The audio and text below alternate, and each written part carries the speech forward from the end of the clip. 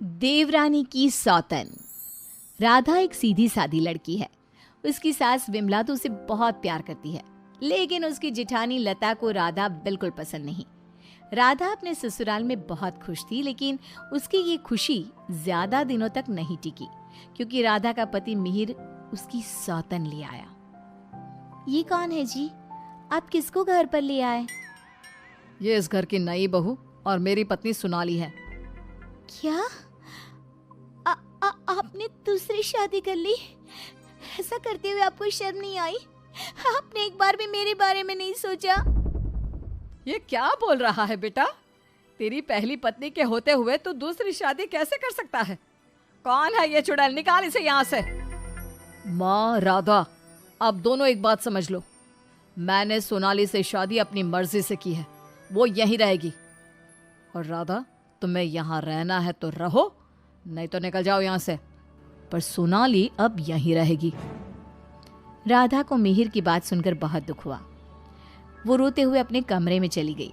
तभी मिहिर सोनाली को उसी कमरे में लाता है और राधा से कहता है, राधा, तुम गेस्ट रूम में शिफ्ट हो जाओ।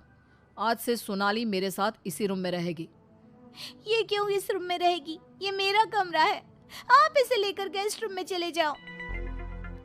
ओह डार्लिंग, इस गवार को तुमने सर पर चढ़ा रखा है। छोड़ो ना, हम दोनों गेस्ट रूम में ही चले जाते हैं। वैसे भी इस रूम का इंटीरियर डिजाइन मुझे खास पसंद नहीं आया। ओके डार्लिंग, जैसा तुम कहो। मिहिर उसे लेकर चला जाता है और राधा कमरे में बैठकर बहुत रोती है। तभी वहां पर विमला और लता आ जाती हैं। विमला राधा को समझाती है, लेकिन लता अपनी देवरानी के जख्मों पर नमक छिड़कते हुए कहती है, राधा, जरूर तुम में ही कोई कमी होगी जो तुम्हारा पति तुम्हारे हाथ से निकल गया और तुम्हारी सौतन ले आया। मेरे पति तो बिल्कुल वैसे नहीं है। वो किसी दूसरी औरत को आंख उठाकर देखते तक नहीं है। हाँ, मेरी ही कमी है कि मैंने उन्हें भगवान की तरह पूजा, उनकी हर छोटी से छोटी बात का ख्याल रखा। मुझे नहीं पता था कि वो मेरे साथ ऐसा करेंगे। लता बहू, ये कोई समय है ऐसी बातें करने का? जाओ, राधा के लिए कुछ खाने को ले आओ। अगली सुबह सब बैठकर नाश्ता कर रहे थे। तभी सोनाली और मिहिर भी वहां आ गए। सोनाली कहती है, डार्लिंग, क्या यहाँ रोज इतना ही ऑयली ब्रेकफास्ट बनता है? मुझे इतना ऑयली खाने की आदत नहीं। सुबह कुछ हेल्दी फूड खाना चाहिए। आज तुम ये खा लो डार्लिंग, कल से तुम जो कहोगी इस घर में वही बनेगा। ओके डार्लिंग, मैं आज तुम्हें अपने हाथों से खाना खिलाऊंगी। सोनाली मिहिर को अपने हाथों से खाना खिलाती है। ये देखकर राधा को बहुत दुख होता है। उसके बाद मिहिर अपने ऑफिस चला जाता है। तब लता सोनाली से कहती है, सोनाली, कैसा लगा तुम्हें अपना ससुराल? अच्छा है, लेकिन यहाँ कोई भी मुझे पसंद नहीं करता। पसंद तो मुझे भी कोई नहीं करता। सब उस राधा के आगे पीछे ही घूमते हैं। चलो छोड़ो इन बातों को, आओ मैं तुम्हें घर दिखाती हूँ। लता सोनाली से बहुत बातें करती है। जब मिहिर घर पर नहीं होता तो दोनों आपस में घंटों बातें करती। लता और सोनाली की नजदीकियां देखकर विमला सोचती है, ये लता बहू हमेशा सोनाली से गुड़ पर चींटी की तरह क्यों चिपकी रहती है? राधा से तो कभी इसने ढंग से बात भी नहीं की। राधा भी तो इसकी देवरानी है और ये देवरानी से बोलती तक नहीं, लेकिन देवरानी की सौतन से चिपकी रहती है।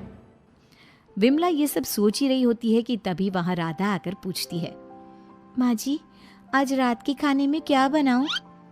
अरे राधा, मुझसे क्या पूछ रही है? अपने पति से पूछ। मिहिर जी। राधा कुछ बोल पाती इससे पहले ही मिहिर बोल पड़ता है, माँ, मैं और सोनाली आज शाम मूवी देखने जाएंगे और डिनर भी बाहर करेंगे, तो आप हमारे लिए कुछ मत बनाना। ये बोलकर मिहिर वहां से चला जाता है। राधा रोते हुए अपनी सास से कहती है, देखा माँ जी आपने, आप ये मुझसे बात करना भी पसंद नहीं करते। ये मेरे साथ ऐसा बर्ताव करते हैं जैसे मैं इस घर में रहती ही नहीं हूँ। अरे ना ना बेटा, रो मत तू। उस सोनाली का जादू इसके सर से उतरेगा ना तो ये फिर से तुम्हारे पास ही आएगा। शाम को मिहिर सोनाली को आवाज देता है, सोनाली, सोनाली जल्दी बाहर आओ। इतनी देर करोगी तो मूवी शुरू भी हो जाएगी। ओहो डार्लिंग, तुम तो तैयार भी नहीं होने देते। देखो, कैसी लग रही हूँ मैं? हमेशा की तरह बहुत खूबसूरत। अब चलो जल्दी करो, बहुत देर हो रही है। मिहिर सोनाली के साथ चला जाता है। ये सब देखकर राधा बहुत रोती है। इसी तरह एक दिन सभी बैठकर खाना खा रहे होते हैं कि तभी मिहिर सोनाली से कहता है, सोनाली, कल मैं ऑफिस नहीं जाऊंगा, कल हम शॉपिंग पर जाएंगे। ठीक है डार्लिंग।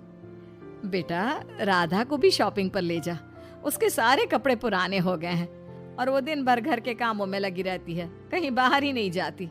बाहर जाएगी तो उसका मन भी बहल जाएगा। क्या कह रही हो माँ? मैं राधा को लेकर बाहर जाऊंगा? कभी नहीं। सॉरी माँ, लेकिन मेरे पास टाइम नहीं है। मैं आपको रुपया दे दूंगा, आप चली जाना उसे लेकर। बेटा, तू तो राधा को बिल्कुल भूल गया है, मगर ये याद रख, वो आज भी तेरी पत्नी है और इसी घर में रहती है। हाँ, तो वो क्यों रह रही है इस घर में? चली क्यों नहीं जाती? राधा, अगर तुम चाहो तो मैं तुम्हें तलाक दे सकता हूँ। तुम ठीक से सोच लो और अपना फैसला मुझे बता देना। बदले में जो चाहो वो मैं तुम्हें दे सकता हूँ। मिहिर की बात सुनकर राधा के ऊपर मानो बिजली सी गिर गई। इसी तरह कुछ दिन बीत गए। राधा अब बहुत दुखी और चुप चुप रहने लगी। एक रात विमला किचन की तरफ पानी लेने जा रही थी, लेकिन किचन में से बातों की आवाज सुनकर वो बाहर ही रुक गई और सोचने लगी, अरे, ये इतनी रात को कौन बातें कर रहा है? ये तो लता और सोनाली की आवाज लग रही है। ये दोनों इतनी रात को क्या बात कर रही है? ध्यान से सुनती हूँ तब पता चलेगा। वो दोनों की बात ध्यान से सुनती है। सोनाली लता से कह रही थी, देख मेम साहब, तेरे देवर को मैंने तेरे कहने से पटाया था, मैंने तेरा काम कर दिया। अब तू मुझे बाकी के रुपए दे दे, नहीं तो तेरे घर वालों को तेरी सारी सच्चाई बता दूंगी। अरे तू ज्यादा चालाक मत बन, मैं तुझे पहले भी कई सारे रुपए दे चुकी हूँ, अब और रुपए नहीं दे सकती। तू जैसी लड़की को इतना अच्छा घर दे दिया, इतना अच्छा पति दे दिया, और क्या चाहिए तुझे? विमला दोनों की बात सुनकर समझ जाती है कि दाल में कुछ काला है। वो सोनाली की जन्म कुंडली निकालने में लग जाती है। तब उसे सोनाली की सच्चाई पता चलती है।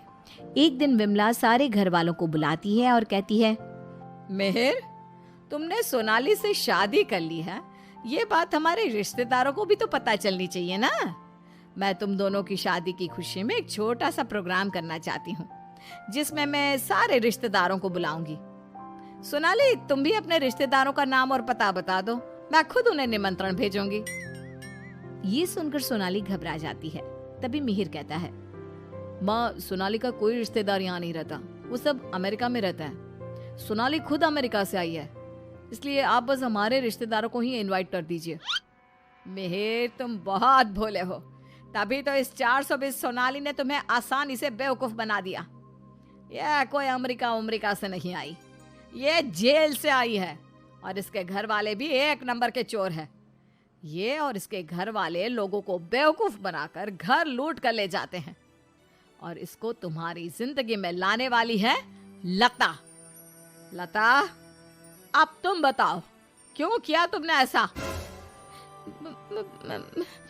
हाँ, मैंने ही सोनाली को रुपए दिए थे कि वो मिहिर को अपने प्यार के जाल में फंसा ले और मेरी देवरानी की सौतन बनकर इस घर में आ जाए।